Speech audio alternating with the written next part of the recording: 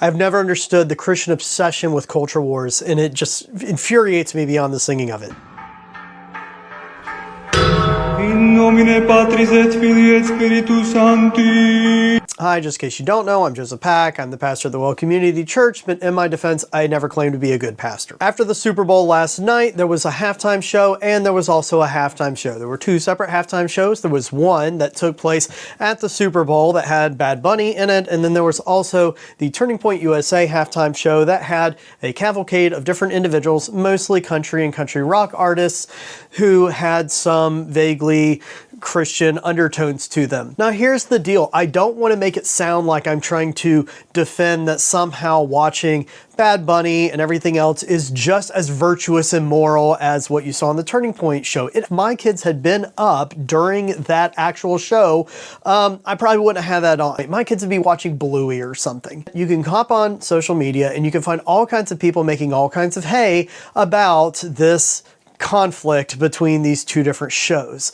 If I were a cynical individual, I would say it was almost as if, I don't know, maybe one of the two sides has a vested interest in boosting up the controversy in order to bulk up their own numbers. But I'm just a cynic. In reality, what I feel like you see every single time one of these things pops up is you have a lot of individuals who keep obfuscating a couple of different factors. They talk about faith. Great. As a pastor, I am all about that. But then they start tying into this like, you know, American values. And you go, okay, I'm a pretty patriotic guy. I'm all on board with that. But then they start tying into it the whole idea of, you know, traditionalism and all that kind of stuff. And you quickly get to a point where you're looking at it and saying, are you really doing something that is trying to target like a specific group, or are you just trying to be the I hate new things crowd? And I think if a lot of people are being honest, that's really what it comes down to. I mean, you don't have to look very hard to see that there are two very different groups, maybe three if you include the people who just don't care. In terms of people who have hard opinions, you have the group of people who are saying, I like this new thing. And those are probably people who they hear Big Bad Bunny and they think, okay, I'm on board with this kind of music and that's all well and good. And then you have another group of people who don't like that type of music and they don't like things that change and whatnot. And so they seem to like the more traditional thing. They like country rock and all that. These are people that if you bring back Leonard Skinner, they'd probably be all on board with that. The thing that really burns me, especially as an individual who's a pastor, are individuals who are trying to hold up one as being inherently more moral. Here's my issue with that. It was Kid Rock. It's not like we're talking about Billy Graham going up there or Stephen Curtis Chapman or anything like that. In fact, what I recall is that you had two individuals that were two Christian music artists who were wanted to be a part of this, but then they were actually kind of pushed out because of an incompatible image. What you end up seeing and what actually played out was that Turning Point USA put on exactly what you would expect them to put on. They put on the patriotic Go America thing, right? I don't blame Turning Point USA for what they came up with. I would have been all over, especially when I was in high school. My whole Toby Keith days. Here's the problem. That was a concert. And I don't mean it as a concert like, oh, concerts are bad. Concerts are great. But I guess what I'm saying is that when they talk about the halftime show, there's this idea that there's going to be spectacle to it. It's the modern day bread and circuses that the Romans used to have. It's our distraction from all the terrible things going on in this world today. And so you want all of the spectacle. You want choreographed dancing, you want sets, you want underlying narrative. And the Turning Point USA thing had none of that. Again, I'm not saying that what Bad Bunny was doing, what the Super Bowl did, was more virtuous and moral. I'm not saying that at all. I'm just saying objectively as a show, as a piece of entertainment media, it wasn't up to snuff what Turning Point USA was doing compared to what the Super Bowl was doing. This should be a very cold take. I'm kind of shocked that anybody is really arguing with it, to be totally honest with you. Because just objectively, I mean, they had more money. You have more money, it's going to be a bigger thing. But every single time somebody pops up and they say the word Jesus associated with a movie, a song, or whatever, there's this group of people that it doesn't matter how good or how bad it is, they will quickly rush to social media and they will start claiming that like, this is the pinnacle, this is the best. And don't get me wrong, there's been some amazing Christian media, but there's also been a lot of utter garbage put out there that people have continued to pump money into simply because they said Jesus Jesus a few times. Hey, Scotty. Jesus, man. Look, it's great that Kid Rock changed one of the lyrics to present the gospel, and I think that's fantastic that he took that opportunity to present the gospel, but that does not a Christian make. It doesn't a church make. I don't know anything about Kid Rock. Maybe he, I believe in grace and second chances and everything. I think it'd be awesome if he becomes an individual that's an outspoken evangelist of sorts. But for what it is, you're talking about a show that was more about Go America than it was about Go Jesus. And individuals who want to take those two things and say those two things are co-equal are fooling themselves. I preached recently on something you see referenced a couple of times in the New Testament that goes back to Hosea 6:6, where the prophet Hosea says that I desire mercy and not sacrifice. So you see Christ reference this twice. One time when he is being criticized for permitting his disciples to go gather grain on the Sabbath, and he tells the Pharisees, if you had only known what this meant, that I desire mercy and not sacrifice. He said it just a few chapters earlier whenever he was referring to the Pharisees who were wagging their finger at him, saying, how dare you associate with sinful people? And he says, I desire mercy and not sacrifice.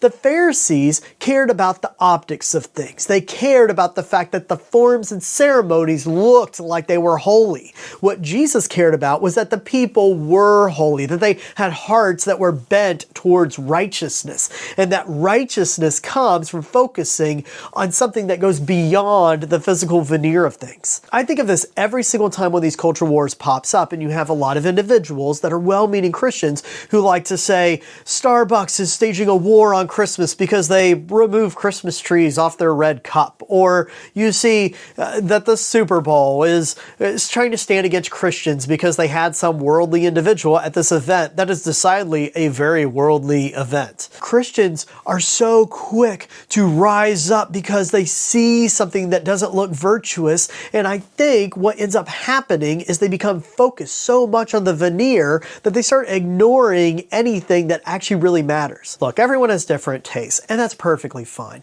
If you like the music of the Turning Point USA thing, that's great. But I don't want anybody to walk away feeling that just because they watch one thing or the other thing, or because somebody else likes something different from them, that somehow they are more or less virtuous than the other person. I don't care for Bad Bunny's music. There were some beats that were pretty good, but because of past roommates I've had in my college years, that little Latin beat just kind of gives me PTSD of not being able to sleep all night long. But what I wish that all people had the ability to do was to recognize that all of these things are just different versions of being worldly.